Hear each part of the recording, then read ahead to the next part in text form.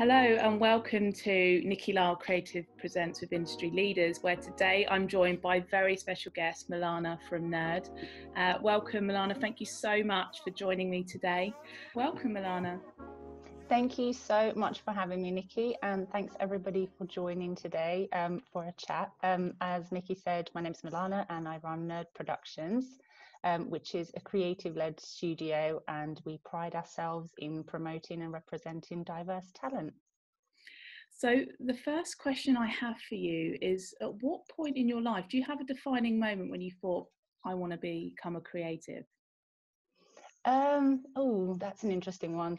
I can't say that it was like a light bulb moment, but I always knew that I wanted to do something creative. And I found that I really enjoyed creative writing when I was younger, and I enjoyed filming. So I think it was just like a discovery and a gradual journey that eventually built up to like, oh, I'm really enjoying doing production. And then it kind of took off from there, and I found myself producing, and years later, here we are. So what's the timeline of your career from when you started to then just before you set up Nerd? So I started out really young. So I was 17 when I got my first job as a runner at a production company, and that was straight after college. And basically, I just decided, uni's not for me. And I'm not particularly an academic person. I just enjoy getting stuck in, and I'm really hands-on, and I like physically doing and making things. So I thought I'm going to give it a go, just get a job and see what happens. And initially that was really, really challenging. I think our industry is known for not being easy to break into, especially not having had any contacts or, useful relationships that would make the initial introduction. So it was really, really tough. But I kind of worked my way up from the runner position up through the ranks. And I think just before I was 25, I started producing more actively, and then slowly, I think I started Nerd when I was 30, so 5 years ago now. Wow. And what made you decide to set up Nerd? I think the story of Nerd is a little bit of a non-conventional one, just because the way that Nerd started was through a series of really horrible events where a production company where I was working at before closed down. And my old boss, essentially, I was his right-hand woman for a while at the company, he essentially closed it down in a really bad way and didn't pay people, and then actually tried to use me as a scapegoat because I was his right hand, and say like, oh, I wasn't in the country, and we were halfway through productions, we had jobs going on, and I think as a producer I just saw it as a problem and as a challenge where I had to deliver this work that I had promised to my clients, because I had to face them. And then obviously I had all these directors that I was working with, and if I'd just stopped and started crying about my personal issues, well, they'd be out of work too. So it was a problem that just needed solving, basically. So my other half, who's, he was an incredible support then, as he is now, he was just like, you need to just set up a company and deliver these jobs and carry on doing this because you're amazing and you've been doing it for someone else for so many years. Why just not do it for yourself? And then a couple of my directors who still work with Nerd, and one of the mentors at Nerd as well, Shy, he was like, oh, absolutely pushing me into it to the point where I was like, you know what, maybe I should try this. So I think Nerd was initially started out of fear in a way, just because I was like, well, what next? What do we do now? And it was just not giving up really, and not wanting to just be like a victim in a horrible situation, but actually be like, well, how do we solve this? How do we move on? And that is how Nerd started. There was no grand plan at the time. It was just like Operation Salvage. Yeah, that's really inspiring. Like every industry leaders talk I've run, it all talks about grit, resilience, determination, and having a focus and saying, right, we're just going to go for this no matter what and push through. What does Nerd stand for? I think it for me, and I hope that this kind of transpires out there into the world. And for a lot of our talent, I think we all feel really strongly about standing for something different in our industry and being able to do work that we're proud of and use our craft to actually make a difference and be representative of a global audience, you know, and not just speaking to one niche target. I think we all come from very different backgrounds and have very different skill sets. And I think from the very beginning, we wanted to be a part of a company that is very inclusive and that, you know, accepts people for who they really are and recognizes their talent. So I think that is really what Nerd is. It's become a little bit of, you know, a company that's known for, you know, how much we try and push diversity and young talent and female talent and those that are underrepresented. But, you know, we couldn't do that without our seasoned allies as well. So we've got, as I mentioned earlier, people like Shai, who coach and nurture a lot of young talent and female talent. And he's one of our great collaborators, as is Lucas. And then on the live action side, we've got Hilton, who's, you know, put in so much time into nurturing young talent who then go on to be really successful live action directors. But I think we all bring our passions to the table. And I think what we have in common is that, as you said, almost resilience and the drive to actually, you know, bring something different to the table. Yeah, exactly. That's one of the things I love about Nerd and why I really wanted to speak to you, because of everything that you stand for, and your values are very closely aligned to mine as well. And it's great to have businesses such as yours that really make a stand for that, and you know, diversity and inclusion and mentoring and helping discover this talent and help them on their way to flourish within the industry. So what were the early years, like the years 1 and 2 of Nerd like? Honestly, it was really, really difficult. And I think quite often people think, you know, when you're a founder of a business or an owner of a business, you know, I've had young people say to me like, oh, you know, I want to do what you're doing. And, you know, I just want to be able to delegate. And I'm just like sat there thinking, oh, God, no, that's really not what, you know, being responsible for a business is like at all. It's not about just sitting there and being like, oh, can you please go and do that? It's actually really, really tough, especially at the beginning where, you know, we were a company that was, you know, say, okay, we represent diverse talent and of course we've got seasoned talent too, but this is what we're really passionate about together. And it's just not something that the industry was ready for at all. And there were a few big agencies and brands that were like, oh, yay, diversity. And then you kind of like send in the folios and the talent. And they're like, yeah, but these guys, they haven't shot this commercial exactly. And I'm like, yeah, because we haven't done that brief before. You know, give them the opportunity, you can see the potential. But I think in the beginning, a lot of the talent was getting sidelined just because they didn't have the name or the reputation, and they weren't that well known, and also, you know, they weren't uni pals with the creatives, etc., etc. So it was really challenging. And then obviously there was me, who was the founder, and I was like, you know, in my early 30s, and I do feel like a lot of the, you know, agency senior staff weren't really taking me very seriously because they were kind of like, what does she know? So actually I think it took a while to get there, and you know, you do feel like you're kind of banging your head against the same brick wall over and over again. But I think as we started showing that, you know, we're not just preaching diversity, we actually mean it and it is authentic, and we're not talking about it to be relevant, people actually took note. And it's the same for the talent. I think regardless of what their name is, or you know, how much experience they might or might not have, people started seeing the work and being like, oh, actually these guys know what they're doing and it is looking really good, so let's get them on board.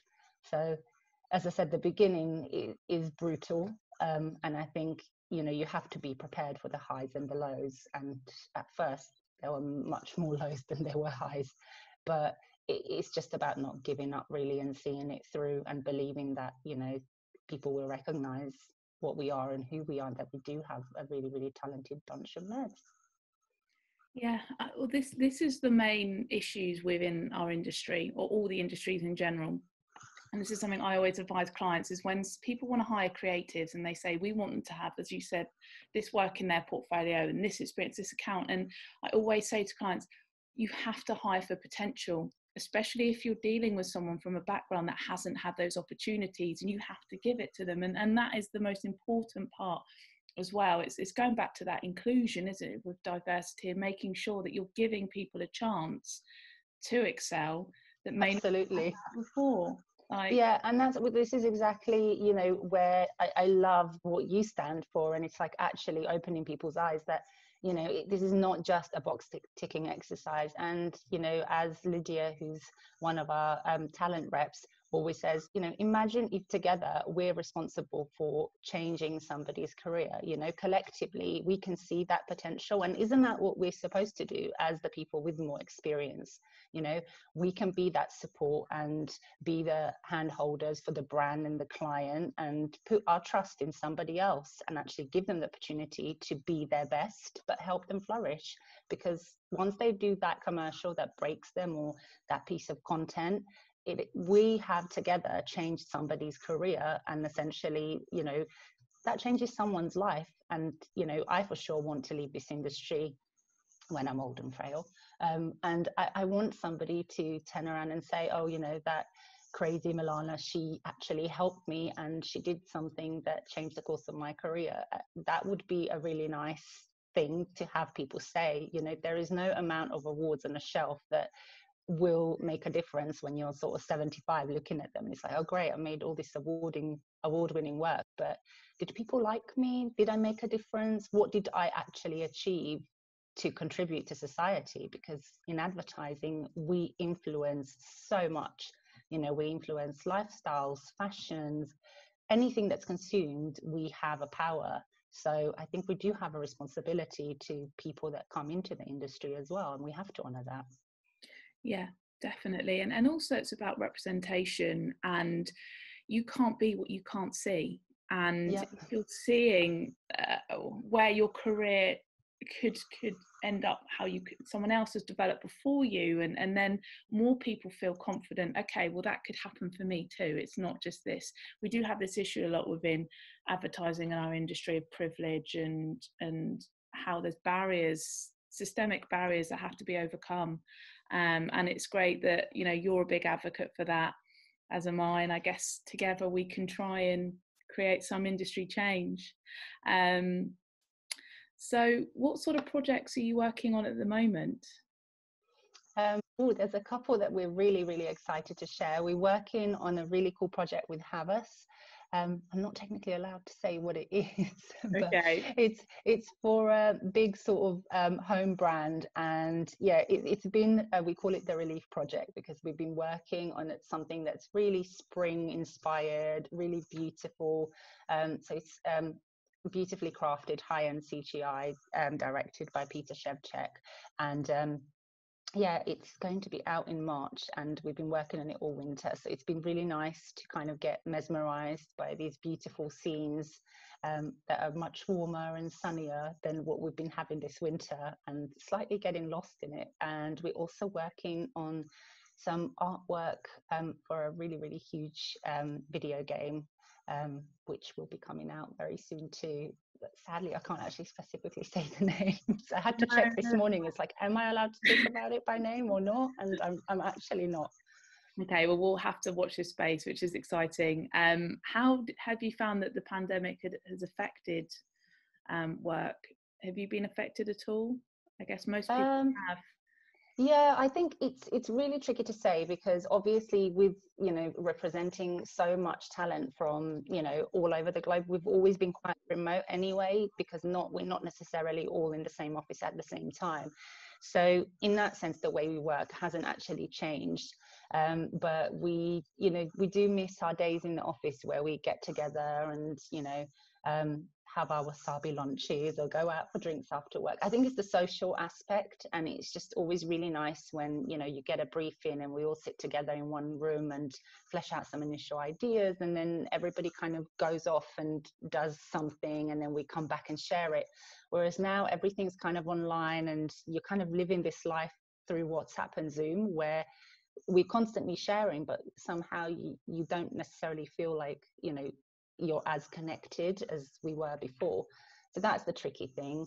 But I think work-wise, it's been quite crazy for us, really. It's just been one thing after the next, which is really exciting, and we're really fortunate that the pandemic hasn't affected us in a negative way.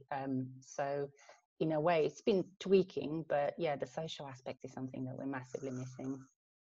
Yeah, I think most people are. It's just that Friday drinks. It's that's such an anticlimax now, isn't it? After like a busy week, and then you just shut your laptop down, and you're like, okay.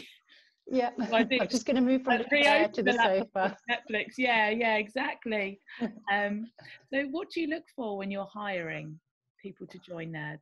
I think I always look for a spark. And it's not necessarily, you know, as you were saying before, experience is something that you gain. And sometimes it's, you know, obviously we value and we do need those with experience massively, because, you know, they're the nurturers, they're the ones that share that knowledge in an unselfish way. But at the same time, I think you have to find that something. And I always say it's like what makes you a nerd. So there has to be something in a person's personality that, you know, just grabs us and thinks, oh, you know, this person will make a great addition to the puzzle, and they'll bring something new to the table or something different, and it doesn't need to be their experience. So I think the initial connection with a person is really important, and then just understanding, you know, how they operate, what their passions are, what their drives are, and what their personal interests are, because I think that's something that's really, really important, that, you know, we can all help support each other's personal missions and hobbies or whatever it might be. But I think it's really nice to have somebody that does join to bring something new to the table, and, you know, that could be anything really. Yeah, definitely. I guess that's, how many people are in the team at the moment at Nerd? Well, it really depends on the project. So we've got our core team, but then that kind of expands depending on how many projects we've got and what projects we've got on. So, you know, if we're shooting, suddenly things get really, really frantic, and, you know, there's so much going on with the shoot prep. And then once the shoot is done, you're suddenly going back down to like editing and, you know, doing motion graphics if you're doing any of those, and gradings, and that there's always, it's kind of like that. So in our core team, we also have two divisions. So one is more digital and one is the creative. So in our core team, there's about 10 or 11 of us. But then that kind of expands to 15, 16 of us, depending on how many projects we have. And then everybody else is kind of our regular freelance crew that specialize in specific styles of animation or illustration support, and same with the live action crew. Yeah. And what advice would you give to anyone that's watching this that wants to set up their own agency? I think you just have to be so resilient and have endless drive. I think the learning curve is really, really, really tough one. And the bottom line is that the universe doesn't owe you anything. The industry doesn't owe you anything. In fact, no one does.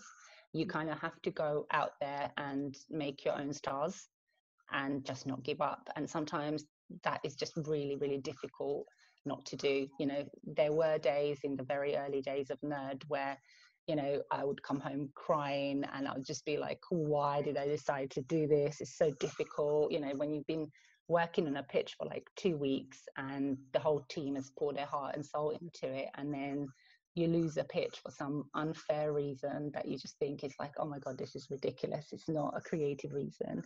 And then having to tell everybody that's put in just as much effort, hard work, and, you know, emotionally it's very draining because you care about what you're doing.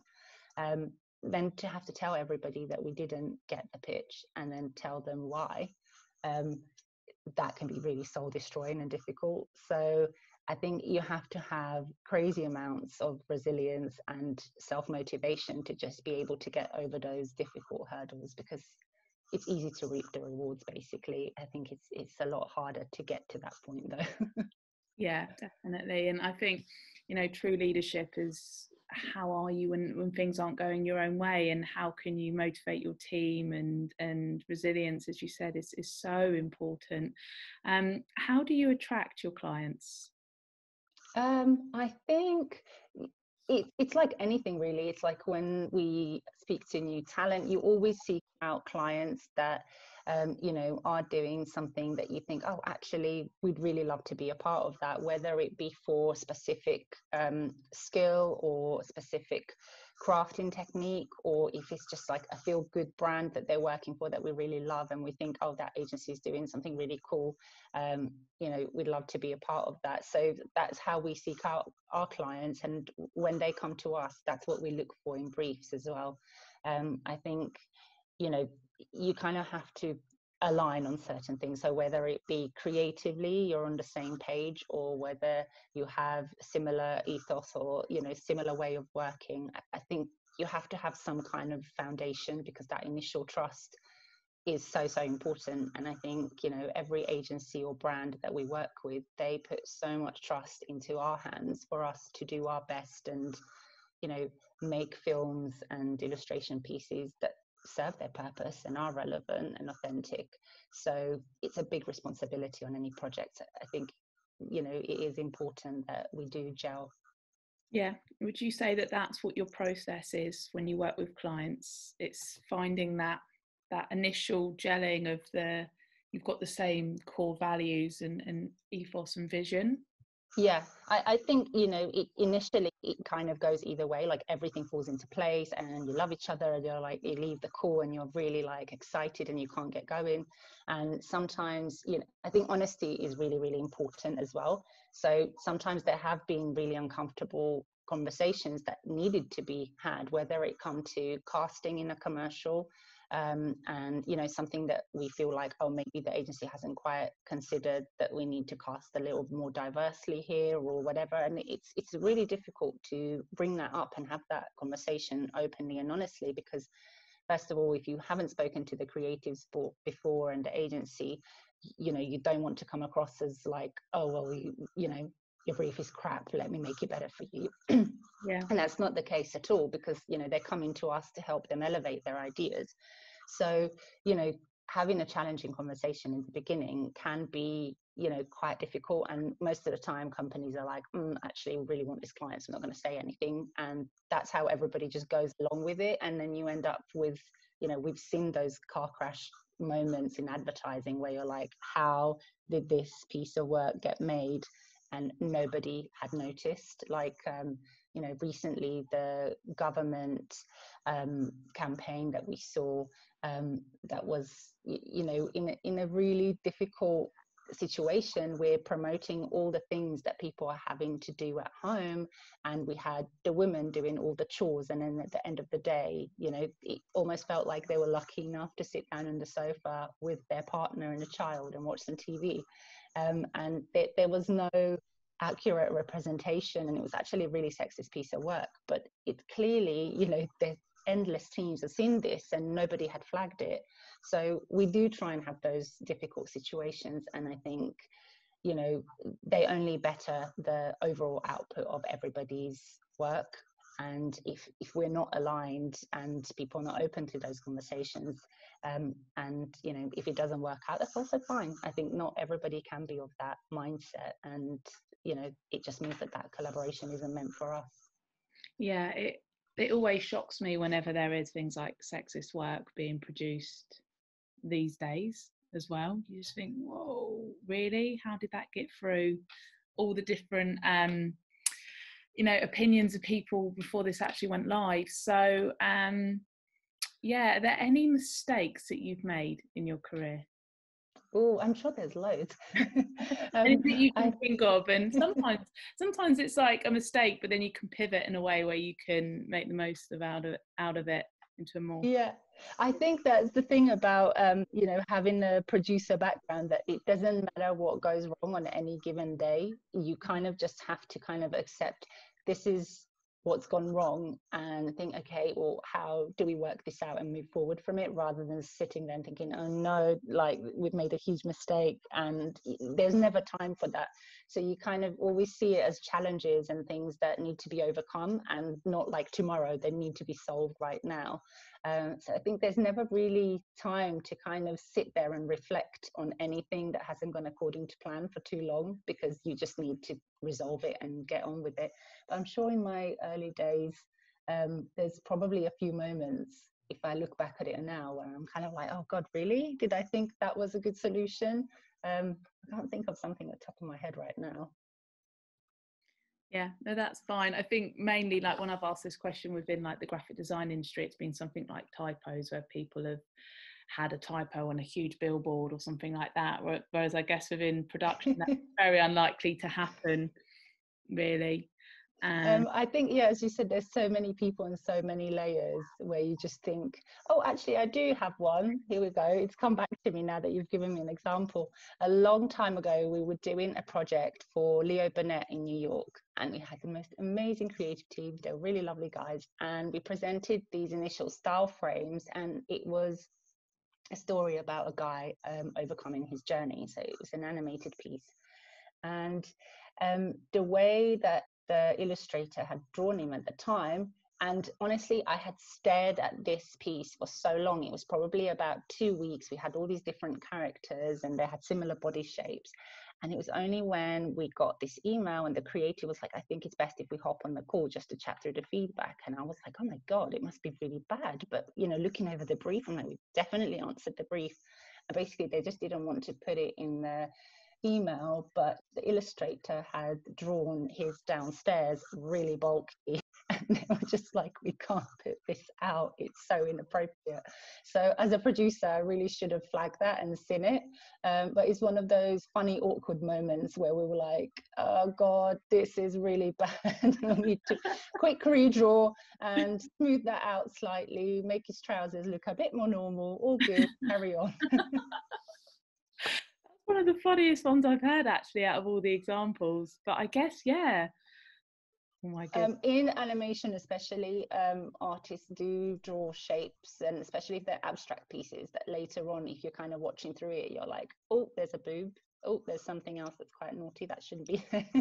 Oh, really? And then they just put it in and then you're like, notice it afterwards. But yeah, it's not like that, it's a subconscious thing, I think, that people do, that we don't actually notice that is happening until someone else with fresh pair of eyes is like, can you not see that in the screen in the corner over there?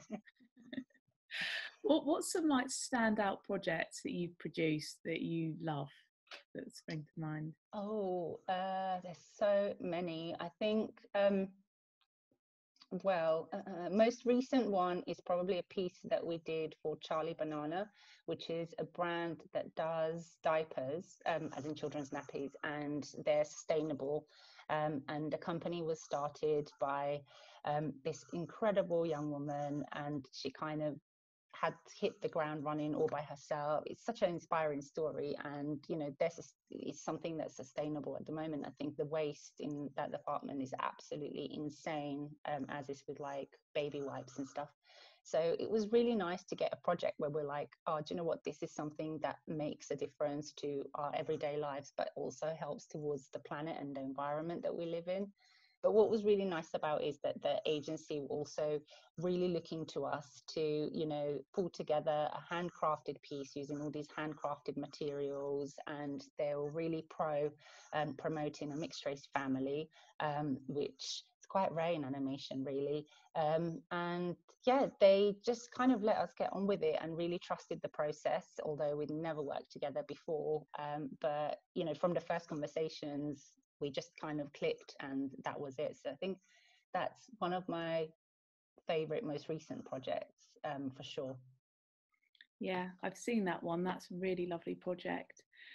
What advice would you give to any, especially young females that want to become executive producers? It's quite a male-dominated industry. What advice would you give to them at the moment, if any of them are tuning in? I think you just first of all, stay your true self. I think being yourself is really important and not succumbing to the pressures. And I know that's really, really difficult when you're always in a room full of people where you feel like, you're the odd one out, and that can be soul destroying just to speak up or have an opinion. And then when you do, you're immediately shut down. And, so trust me, I know exactly the feeling and what you're going through. But I think, just don't stop doing that. And, I'm not saying just say something to contribute towards the conversation or for the sake of having an opinion, because, that in a way works against you. And there's no point of doing that. It's not useful. It doesn't help you, doesn't help the project, doesn't help anyone. But I think when you have something to contribute and it is valid, I think it's really, really important to diplomatically actually voice your opinion and, back it with facts, because people can't discredit you. And that's that. And I think, it's a slow road. I think as an industry, we've still got a long while to go. But I think we're making progress. That 5 years ago, it wasn't as good as it is now. And I'm sure in 5 years, we'll be in a much better place. And I think, no revolution happened overnight. So we all have to be a part of it and contribute, but also, push ourselves. So I think just kind of, I'm not saying grin your teeth and bear it, but, just be patient and definitely keep pushing. I think if you just like chip away bit by bit, you do get there. I'm the living proof of that. So if I did it, I'm sure everybody else can too. And I'm really excited to see what the world's going to look like once we start to go back to normal. Because what I've observed has happened is when I first started recruiting and obviously being like an advocate for diversity, there were companies that weren't as open as receptive to it. But I think 2020, it just exposed so many things. And it's a real leveler for a lot of people. And a lot of people have actually had a chance to reflect. And because we haven't been on the constant conveyor belt of work, sleep, we've had a chance to look at society as a whole. And I think some companies are looking at the work they're putting out there and the people they're working with and the people they have in their teams as well. Yeah, absolutely. I think there was something different about 2020 in that sense. And we've been talking about that a lot over here, because we've seen these trends before where diversity suddenly becomes almost fashionable to talk about, and it almost becomes like a trend that, look, we're going to do something about it. And then, it's like any other fad. You talk about it for a bit and then it dies down. But I feel like in 2020, a lot more people kind of woke up a little bit and were like, hold on, this really is an actual problem. And they actively started seeking, production companies like ourselves that are diversity driven and that have diverse talent. But they didn't just come to us to give us the third place on the bid list and be like, you're the token or you're the wild card or whatever it might be. We were actually considered for the talent's capabilities. And I think that's been really, really refreshing. And, they did award work. Our underrepresented talent had an incredible year last year. So I'm only hoping that this is something that people stay true to and, becomes normal rather than something that we're constantly actively trying to do. It shouldn't be like that. It shouldn't be an effort. Actually, you shouldn't even have to have a conversation and be like, oh, we really want a female director for this. It's like, no, you just want the right person for the job. The fact that she happens to be a she, it's just who she is. It really shouldn't be a conversation. So I hope that, eventually we do get to that point where equality really means equality.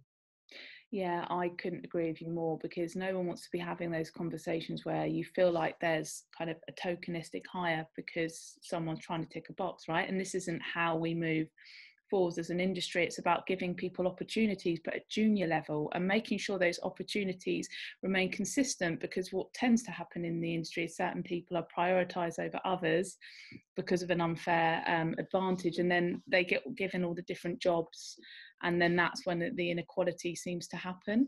So that's really positive to hear that you had a really good year last year with some of your younger talent. How do you find your artists? Do you go out and seek them? Do they approach you? It's a bit of both. I think it's really important to mix it up. So if we do see potential in, a young rising individual, then we definitely seek them out and, see if they're the right fit for us, and of course if we're the right fit for them, because it doesn't necessarily mean that it works both ways. But a lot of our talent do come to us as well, and then again the process is the same. I think it's just key that, you know, they're of a really collaborative mindset, because we do a lot of that at Nerd. Like, the guys really often team up on projects when the opportunity arises, which is really nice, because you just elevate each other, and you know, you always come up with more ideas and more interesting ideas when we talk about it openly, rather than seeing each other as competition, which sometimes happens as well. So yeah, I think it's a bit of everything. It's a bit of a mixed bag, how we find our talent, and that's how we like it. I think in a way it's really cool to be able to, you know, look around and be like, okay, who's next? What's going to be the new exciting thing that we add to Nerd's roster? So anyone that's listening to this that really wants to be a part of Nerd's roster, what's the best way for them to approach you? Is there anything, a way you like to be approached? Any top tips? I mean, just let your work and your personality do the talking. I think it's, you know, there are sometimes really quirky emails that we get, and they kind of grab your attention straight away, or sometimes it's a funny picture that's attached. Or I interviewed somebody yesterday actually who completely blew me away, and it was a wild card, and I wasn't sure if, you know, I should add them to the short list, because I didn't want to get their hopes up and waste their time. But I'm so glad that I invested the time, because my gut feeling was right. So sometimes it's just that feeling that you get about somebody. And I think if you've got that feeling about Nerds, then reach out. Yeah, I'm always a fan. Whenever I work roles, I'll always submit people that I think will really fit the brief, and then a wild card. And then you'll be sometimes surprised, especially if the wild card is someone that really wants the job, but they know they might not necessarily quite have the skill set.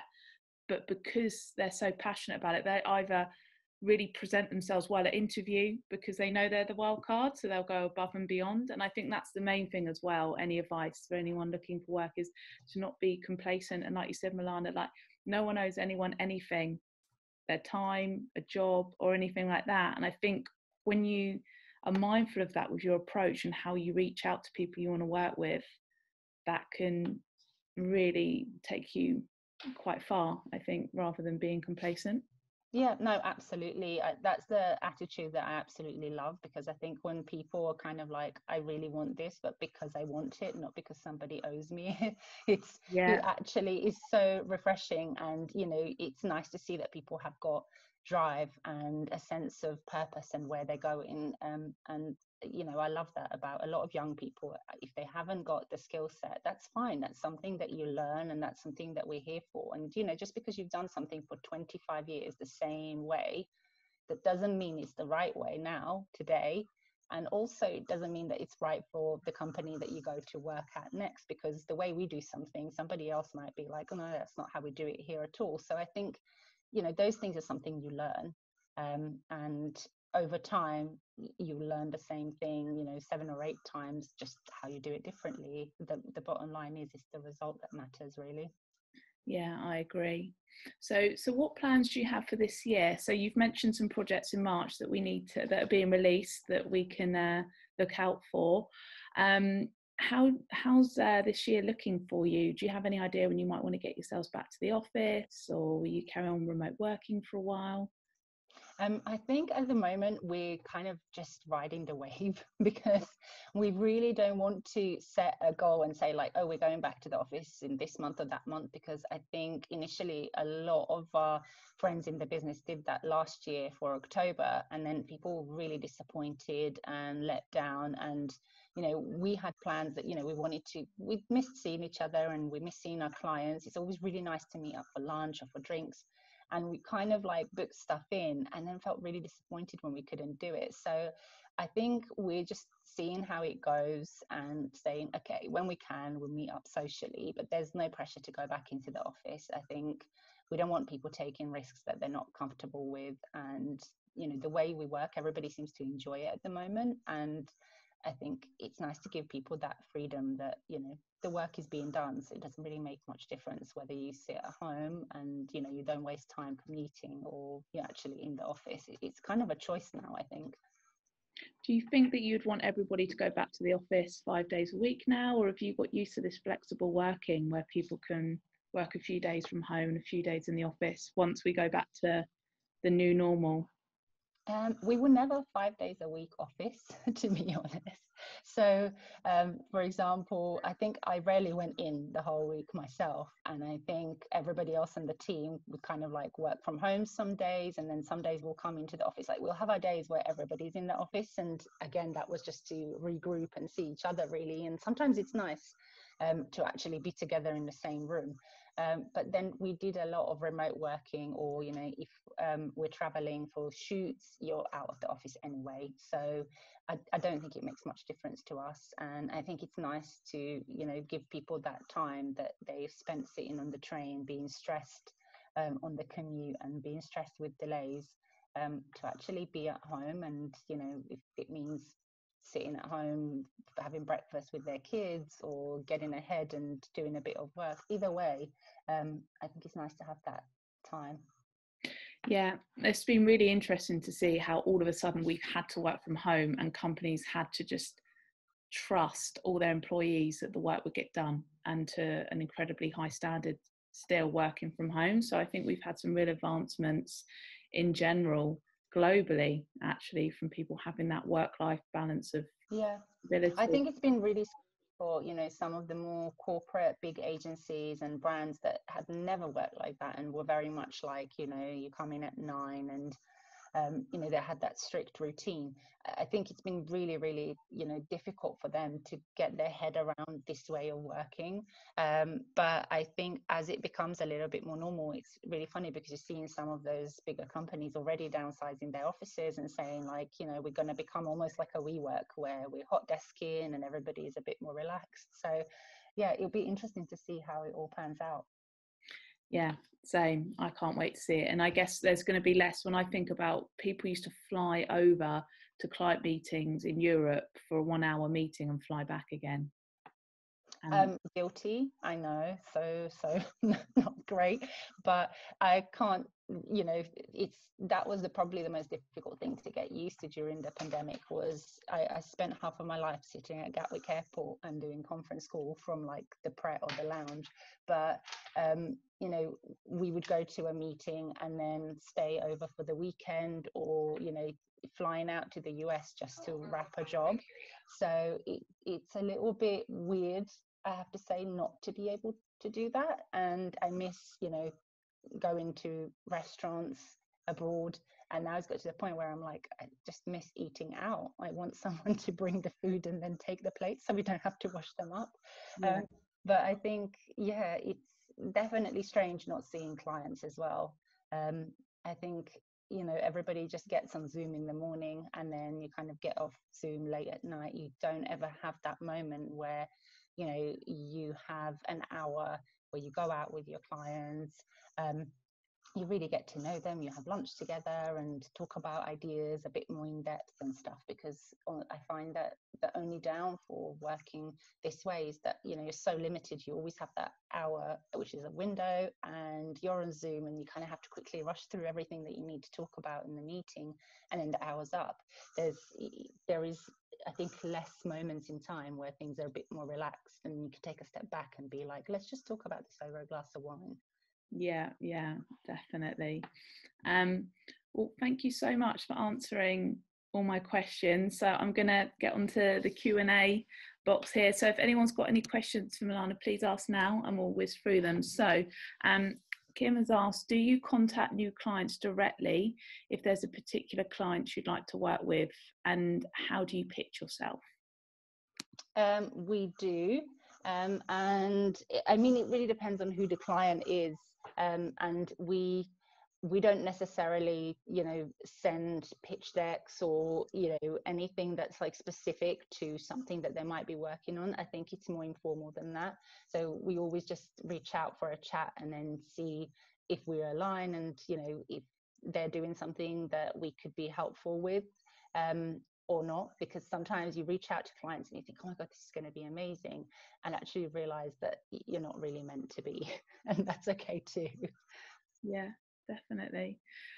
So where are most of your clients based? Are they in the US or all over Europe or UK based? It's a mixed bag. I'd say we've definitely got a lot of our clients in the US, and we love working with US agencies and US brands. They're of a really collaborative mindset, really easygoing, and it's always really nice when you're given that little bit freedom. But same with our UK agencies and clients.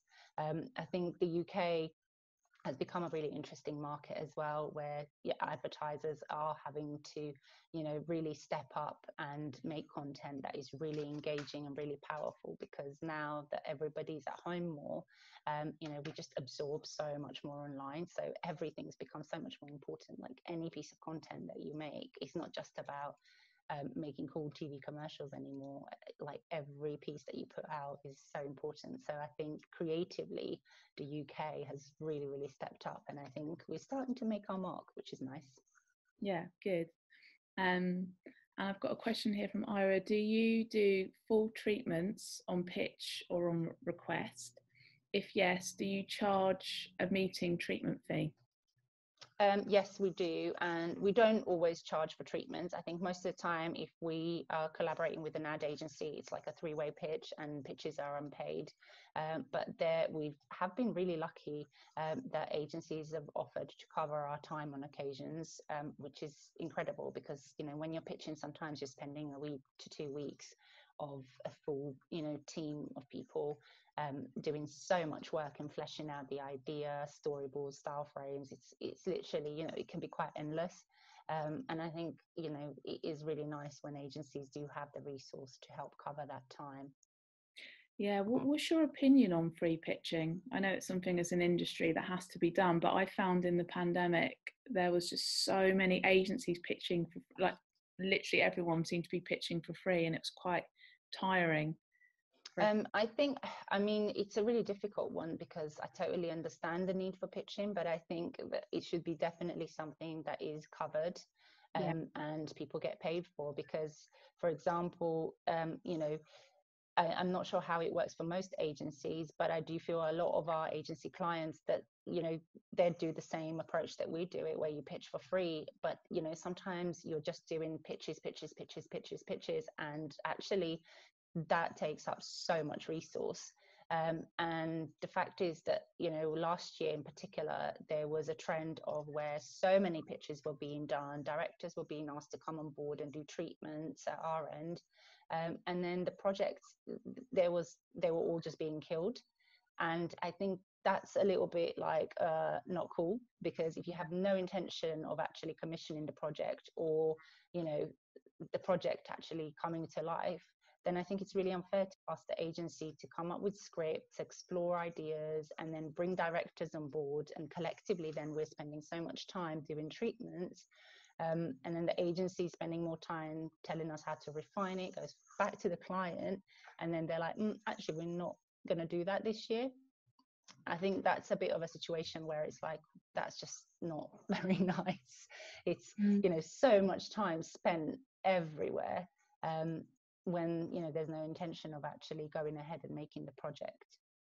Well, that was something I was saying to clients, because being a recruiter, I get to see everything, and I was catching up with all my clients are saying all these pitching, and I almost imagined the client was sat there like in the Roman times, and like you'd have the agencies like the gladiators fighting, and then Julius Caesar would just go no to like everyone, and it was so like demoralizing. And it's like, and when I started telling my clients this is happening in the industry, all these big brands are like, oh, we've got a bit of time on our hands, should we explore that? Oh, could you explore that?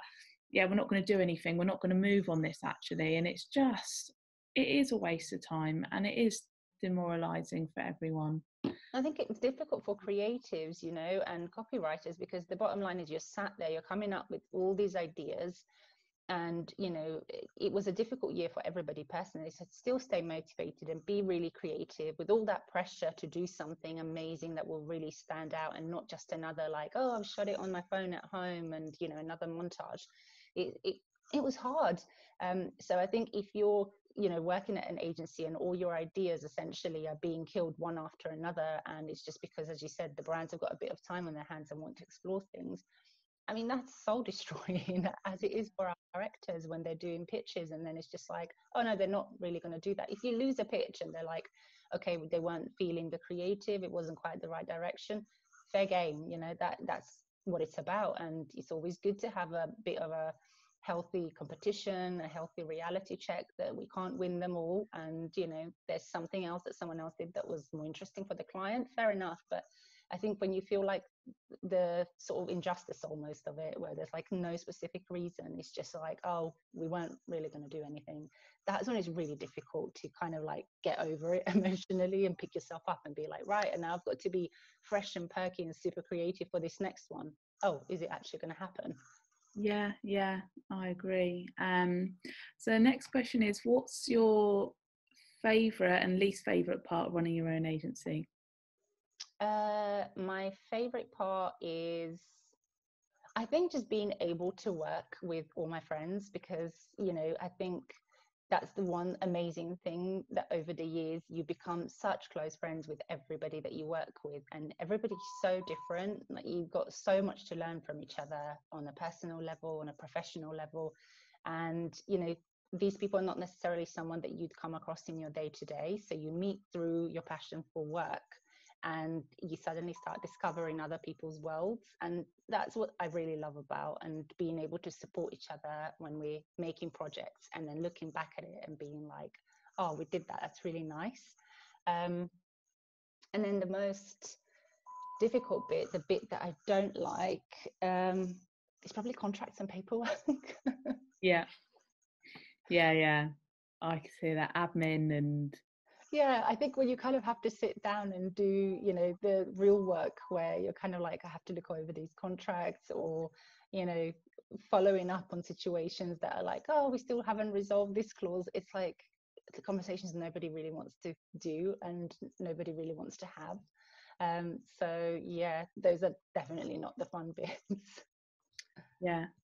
yeah, that's my kind of least favorite part as well, the kind of admin, running day-to-day stuff, but which obviously it's essential for the creative stuff, but that's the least fun.